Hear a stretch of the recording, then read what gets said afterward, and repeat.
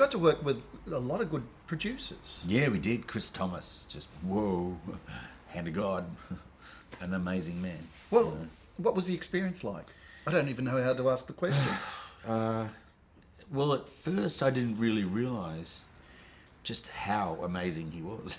Yeah.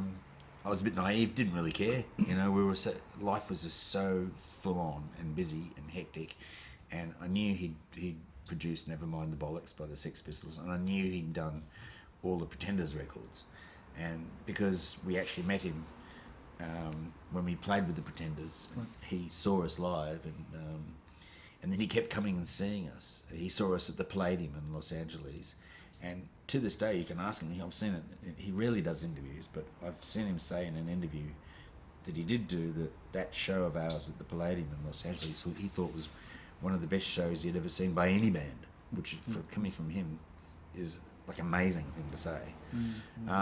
So it must have been a good gig. And I mean, I knew he'd done that, but it wasn't until we were actually sitting in the studio at Rhinoceros here in Sydney doing Listen Like Thieves with him, which was the first album we did with Chris, that he said, you know,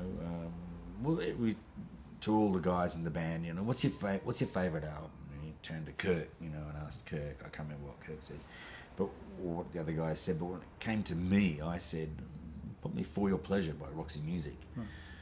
And he goes, I produced that. I was like, really? And he's like, yeah.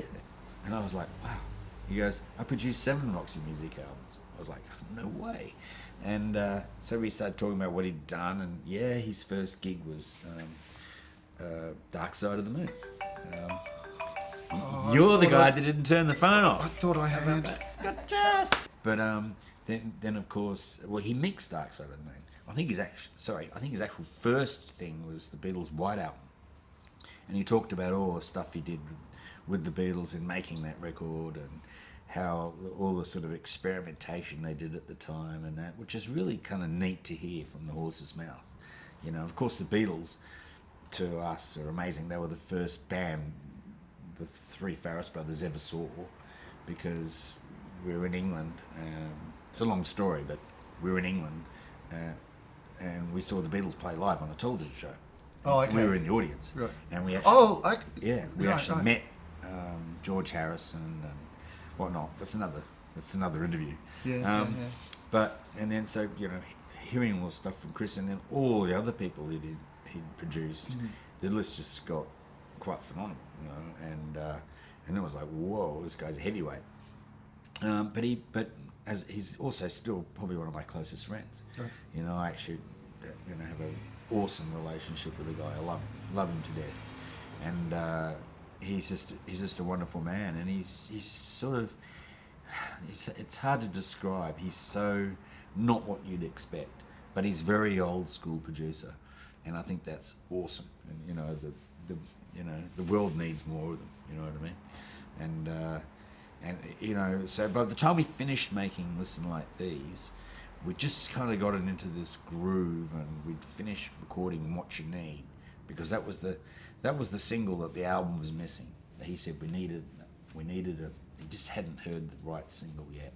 So we worked on over a weekend and came up with What You Need, and then put that down, and we thought we had a record. And sure enough, that was our first top 5 hit in the US.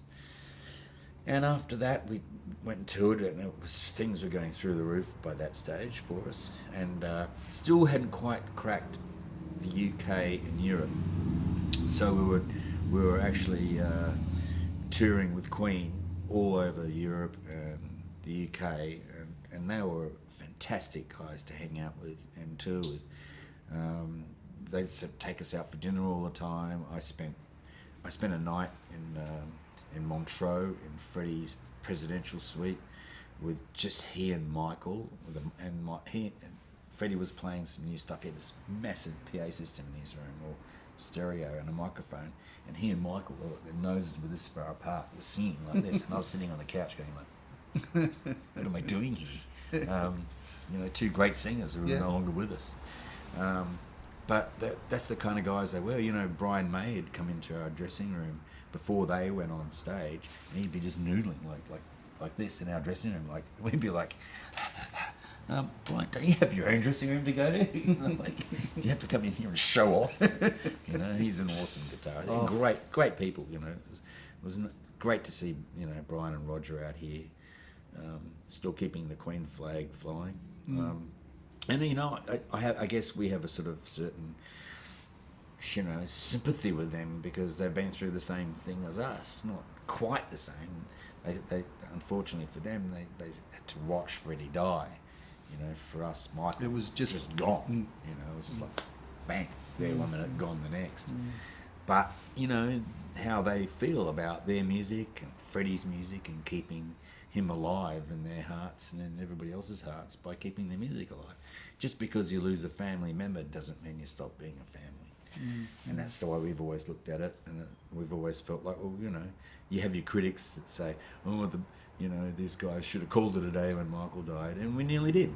But at the end of the day, that's not their choice. No, I don't see why. Yeah. Because I mean, there's a lot more to. He was one of the fellas, of course. Yeah, and that's exactly yeah. right. I mean, and Michael would be the first one to say, "I'm the singer." I mean, he turned down the Rolling Stone front cover because Rolling Stone magazine in the US, they never would put the band on first time the band was the front cover story. It was always the singer. And so they came, it might be in the miniseries. It's in the movie, It is, yes, yeah. yeah. And Michael said, no, it has to be the whole band. So he turned it down. That's kind of not. It's a bit more flippant in the movie, but he made a conscious. It was a pretty big deal because the cover of Rolling Stone's a big deal. Yeah. So to us, we were like, you sure, Michael? We're missing out on the cover of Rolling Stone because you're not doing it. Even though it's only you that's on the cover, really it is the band. It's just that it's just you. And he went, no, we're a band, you know. So there you go. I mean, and if people knew that that's how he felt, they might be a little bit more sympathetic to how we felt since his passing. So what's coming up in the future for you? Well, it's funny. I really enjoyed the television experience. All the television experiences I've had actually have been. And they're starting to back up really, now, aren't yeah, they? they are. They actually with the Rockstar INXS thing we did in the States. That was a massive thing to do. You know, it was a $30 million budget, and we were in CBS studios in Hollywood for 6 months. You know, shooting 3 days a week, and I was kind of the focal guy in the band for that too. So I've had a lot to do with it. So I really quite enjoy that, and I quite enjoy writing music for film and television. So I plan to do quite a bit of that at the moment. As far as INXS is concerned, well, both my youngest brother John and Gary in the last few years have had babies, so they're busy being fathers. But I'm pretty sure that pretty soon, you know, that there could be lots of things in the wind coming up for us soon. There's only so much sort of off time you can have before you start going, you know, look, the family is sick of clapping every time I walk in the door, you know. No.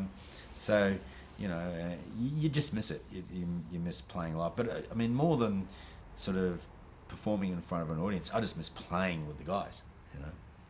We've always had a great time. When I first saw the first draft of the script for the television movie, I said, there's not enough fun in this.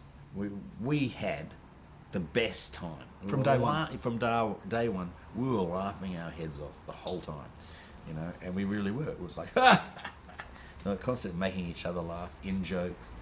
And it was just really hard to try and get that in the script, but that's how it was. Look, that's what came across to me watching it, was that you were just out there because having fun. I worked really hard at getting that in there. Yeah. No, I thoroughly enjoyed it. Yeah. Tim, I know you got a ferry to catch. Yeah, ferry. Yeah. As in not manly ferry. Yeah. So it's Thank been you, an absolute Steve. pleasure. Yeah, I'd love to pleasure. do it again sometime. Yeah, we will. Yeah, great. Make a